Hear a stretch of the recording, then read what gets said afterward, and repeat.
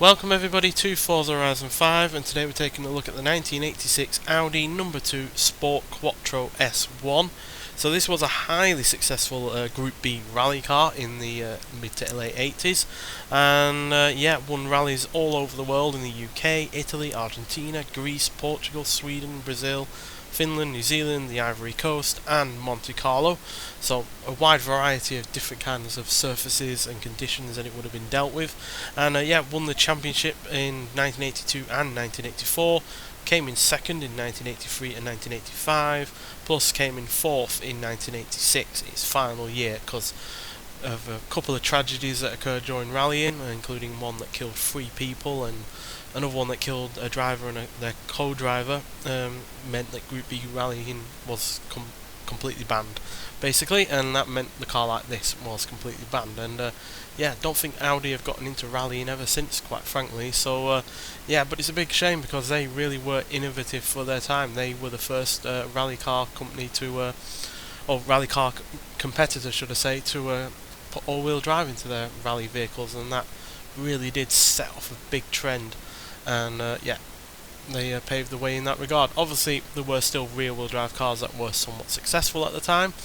The Lancia 037, for instance, was a reasonable success, and it even beat this at one point, I seem to remember. And but definitely all-wheel drive became the norm as soon as the 80s came to a close. So and as you can see, it's all decked out in usual rally spec interior.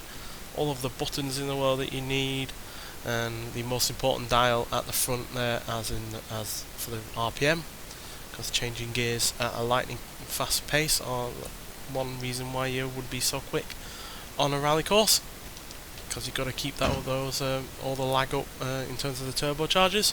Although this did have recirculating air with its turbochargers to reduce lag as much as possible, so the power would be pretty much always there even when you let off or you were changing gear, but turbo lag still was an issue regardless of that. So but it's an impressive car in terms of its power output. It's got a 2.1 litre turbocharged inline 5, producing a really rather healthy 469 horsepower and 354 pounds-feet of torque. Again, really rather impressive, especially considering this is before higher technology implemented in terms of extra turbochargers or any extra turbo lag reductions or anything else like that, basically. And you have to consider this in terms of the other kind of cars at the time, the supercar, and that's around the same power as a Ferrari F40, which was hardly an underpowered vehicle and hardly a slow car at the top end either. But also I got addition of all of this aerodynamics to provide extra downforce, which again is important. You want as much handling as possible when you're dealing with the tough rally courses that you're going to be dealing with, because there's many corners. Most of them are typically at high speed, and you don't want to be losing control given all of the trees and rocks and sheer cliffs that could be beside the course itself. So let's get out onto the open road and see what this car can do. So being a rally car, initial acceleration and acceleration out of the corners is really vital in terms of having a quick off a rally car. So not only does it only weigh 2,403 pounds, but with all that power and all that torque, and combined with the all-wheel drive system, this was light and quick in terms of acceleration. So let's see how quick, and then we're going to go on one of my kind of off-road route courses, because obviously this isn't a track car at the end of the day, so it wouldn't be particularly at home on the track circuit on this game. So let's see how quick we can get it before we get the speed camera, and then we'll go off-roading in it. So high revving engine, as you can see, 8,500 RPM.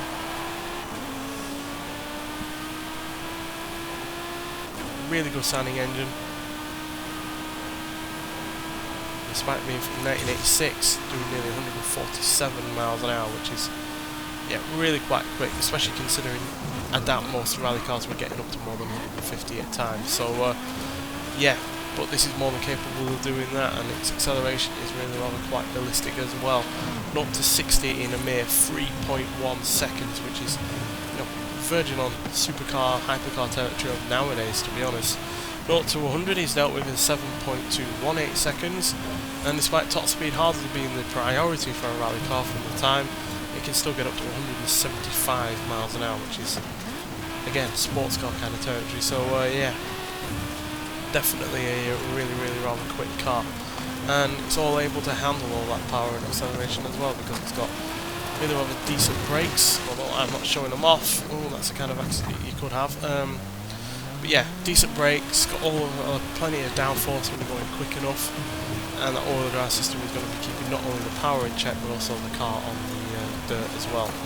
So yeah, really impressive vehicle, and yeah, I'm glad Forza finally added this back into the game, because it has been on plenty of Forza games before, but I think they've reintroduced it purely because of the new rally expansion that's coming out later this month. So yeah, and this is to get everybody hyped up for rallying and going quick off-road and all of that. So yeah, and it's a great car for that, because it's really rather fun to drive on these kind of courses.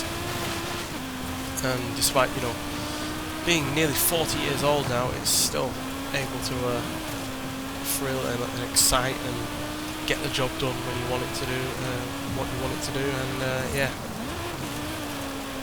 it's just an absolute stormer of a car. Hopefully we'll get more rally cars like this added to the game via the expansion or via future festival playlists. I know we've got at least Colin McRae's Ford Focus coming to the game on the expansion, which I'm also looking forward to. But yeah, we don't have too many of these kind of cars on this game. Obviously we have the Peugeot that we just saw going past there. That's another rally car from the mid-2000s, so yeah, but still, hopefully there will be some more added to the game that we're not currently knowledgeable about. So yeah, absolutely storming car, classic of its day, and absolutely amazing car even by today's standards. And you can get it by getting 20 points in the festival playlist. Easily done. Just do the trial. A couple of the what they called, basically the built races by people that play the game. Do a couple of them, that gives you 6 points. Do the treasure hunt, gives you another 3 points, and then basically just do another rivals, and that will give you a point for each month of each season that is coming up in the festival playlist. So yeah, easily done.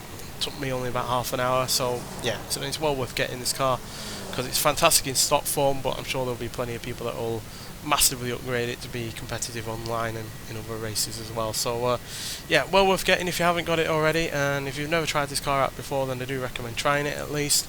But yeah, nonetheless, thanks for watching, and I'll see you in the next one. Bye.